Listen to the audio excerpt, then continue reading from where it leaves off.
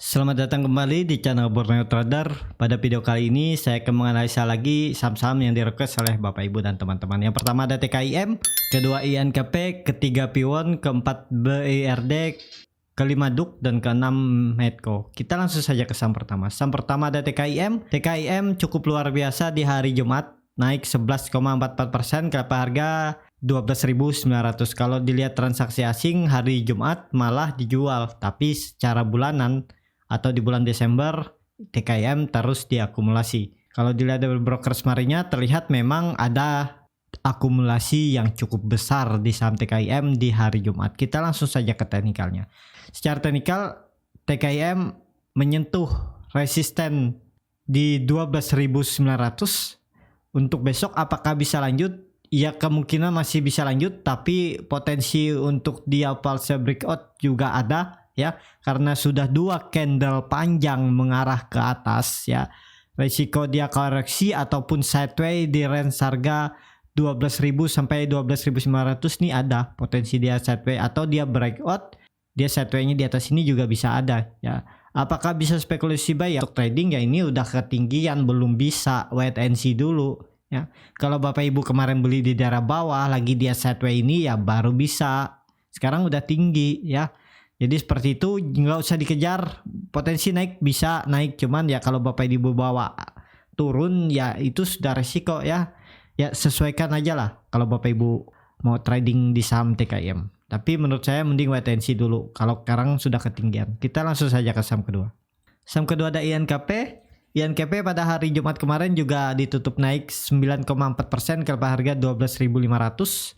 Transaksi asing di 2 hari kemarin juga sangat besar. Kalau dilihat broker smarinya memang terlihat ada akumulasi besar di saham INKP. Kita langsung saja ke teknikalnya. Secara teknikal INKP mampu breakout dari resistennya yang saya buat di 11.880 dan tutup di 12.500. Apakah ini bisa masuk? Menurut saya juga sekarang belum bisa. Yang mau trading belum bisa masuk. Kalau kemarin masuk saat masih di daerah 11.000 sampai 10.500 ini ya bisa. Kalau sekarang sudah tinggi ya, karena ya ini bisa dikatakan resisten minor. Harusnya ini kalau dihapus ya. Nah, range sideways INKP itu ada di 10.000 sampai 14.000. Jadi ini di harga pertengahan. Arah ke atas masih ada, cuman untuk koreksi ke bawah juga ada potensi ya. Jadi wait and see dulu. Yang punya dari bawah follow the trend aja. Kalau INKP breakdown dari 12.000 take profit yang punya dari bawah ya. Take profit dulu, nanti beli lagi di bawah, nunggu dia mengarah ke bawah lagi atau koreksi ke 11.000 ini. Jadi seperti itu untuk INKP, masih berpotensi ke atas masih, cuman ya takutnya dia akan koreksi dulu ya. Mending balinya nunggu dia koreksi. Jadi seperti itu untuk INKP. Indikator MACD juga masih sangat tajam mengarah ke atas, bercat di atasnya juga terbentuk, volume juga meningkat ya, potensi lanjut ada. Seperti itu aja untuk INKP. Kita langsung saja ke saham ketiga. Jumat kemarin ditutup di level harga 505 sama harga penutupan pada hari Kamis. Kalau dilihat Poren pada hari Jumat net buy ya. Kalau dilihat dari transaksi broker smarinya terlihat ada akumulasi walaupun tipis ya, akumulasi. Kita langsung saja ke teknikalnya. Secara teknikal P1 masih sideways di area di atas support. Menurut saya ini menarik ya. Kalau Bapak Ibu mau buy ini bisa, cuman agak lambat geraknya ya, harus sabar ya.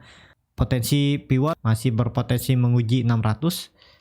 Jadi ya kalau mau buy di harga sekarang di 515, cut loss-nya di 470, itu sekitar 8% ya. Ini kalau bisa diperhatikan, dan target profit terdekat 560, hampir sama 5%. Kalau mampu breakout 560, pasang trailing stop, arah selanjutnya ke 600. Itu resisten sideways yang terbentuk dari November 2019. Jadi kalau P1 mampu breakout dari 600, itu potensi bagus, makan bisa ke 700 dan 800. Jadi seperti itu untuk P1.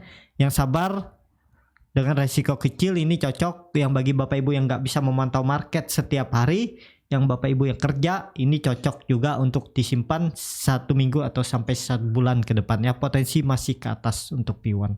ya. Jadi seperti itu untuk P1. Kita langsung saja ke saham keempat. Saham keempat ada BWRD. BWRD pada hari Jumat kemarin ditutup naik 4% ke level harga 1420. Kalau dilihat transaksi asing di hari Jumat, asing jualan saham BWRD.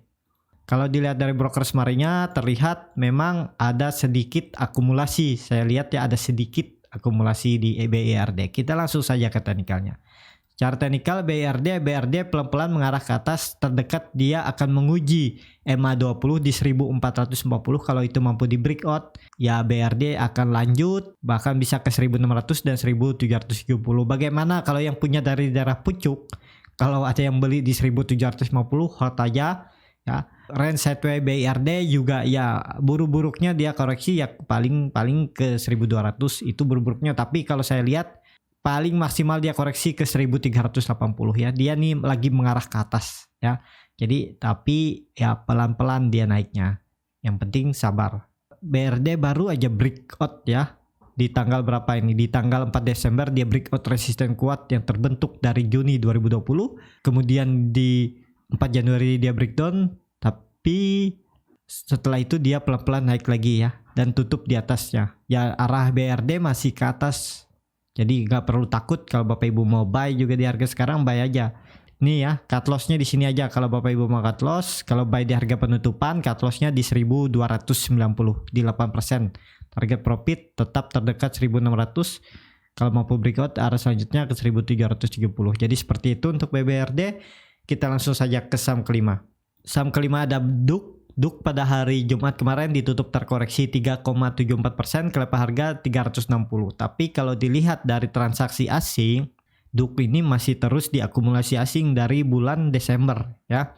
Kalau dilihat dari broker semarinya memang terlihat ada sedikit distribusi di tanggal 8. Kita langsung saja ke teknikalnya. Secara teknikal DUK aman ya. DUK ini berpotensi akan sideways dulu di 330 sampai 450 kalau dia tidak mampu breakout. Tapi kalau saya lihat ya DUK ini sudah di area buy. Ini idealnya buy ya. Ini area ideal buy DUK. Cut loss-nya di mana? Jadi cut loss-nya di kalau kita tarik ini ya di sini. Cut loss-nya di 314 ya. Sekitar 10% target profit terdekat ke 400. Kalau 400 mampu di breakout ya selanjutnya ke 450 sekitar 27%. Apalagi kalau mampu breakout follow the trend aja. Kalau yang punya dari bawah, kalau dia mampu breakout dari 450 follow the trend, arah selanjutnya ke 600 saya targetkan ya. Kalau Bapak Ibu yang punya dari daerah 480 ya coba kalau ada dana sedikit-sedikit approach down, tapi jangan semua equity dan jangan pakai margin ya. Beli saham jangan pakai margin ya, resiko untuk kejual kalau nggak ada dana yaitu cukup besar ya. Jadi kalau Bapak Ibu yang nggak punya dana lebih ya biarin aja kalau punya dari 470 sampai 480 ya.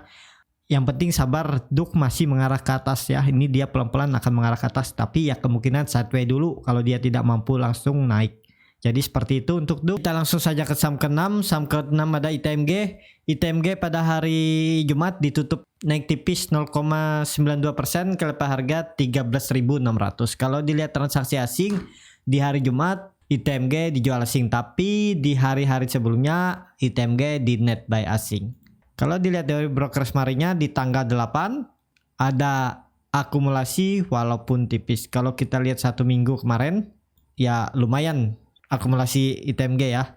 Kita langsung saja ke teknikalnya. Secara teknikal ITMG belum aman sebelum dia mampu naik ke 14.000 titik aman ITMG. Kalau enggak ya ITMG bisa ke 13.000 lagi supportnya dan bahkan bisa ke 12.000 ya. Jadi apakah bisa spekulasi buy? Belum bisa. Kalau yang sudah punya barang ya hold aja terus ya. ITMG masih bisa ke atas, masih bisa ya. Target saya malah bisa ke 18.000 dia tahun ini. Jadi seperti itu, indikator MACD masih terbentuk dead cross walaupun bar chart di bawah 0 makin tipis ya. Ya kita lihat hari Senin besok ya, mampu nggak dia rebound. Kalau mampu rebound dan tutup di atas 14.000 ya cukup bagus. Kalau enggak, kalau dia lanjut koreksi ya bisa-bisa ke sini. Kalau saya idealnya beli di daerah sini ya.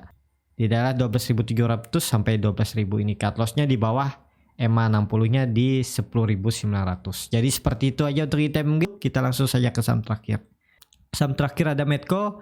Medco pada hari Jumat kemarin ditutup terkoreksi 0,68% ke harga 725. Kalau dilihat transaksi asing di hari Jumat net sell.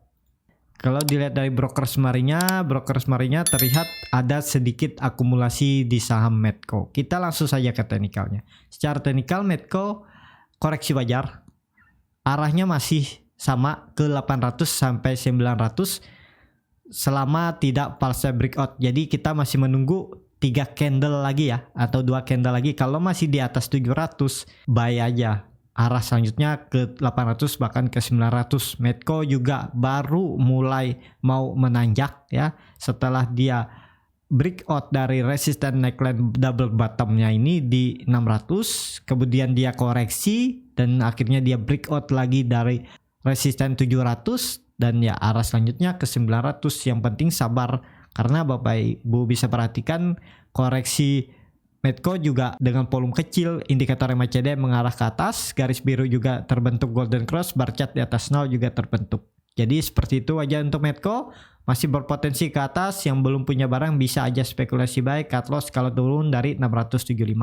Ya, cukup sampai di sini untuk video kali ini. Terima kasih untuk Bapak Ibu dan teman-teman yang sudah menonton video ini sampai habis. Apabila channel Borneo Trader ini bermanfaat dan bisa menjadi bahan pertimbangan Bapak Ibu dalam membeli, menyimpan, dan menjual sahamnya, bisa klik tombol berlangganan dan nyalakan lonceng notifikasi. Ada kritik, saran, ataupun pertanyaan bisa langsung tinggalkan di kolom komentar. Bagi Bapak Ibu dan teman-teman yang sudah dukung channel Borneo Trader di saweria.co/Borneo Trader, saya ucapkan terima kasih. Sampai ketemu di video selanjutnya.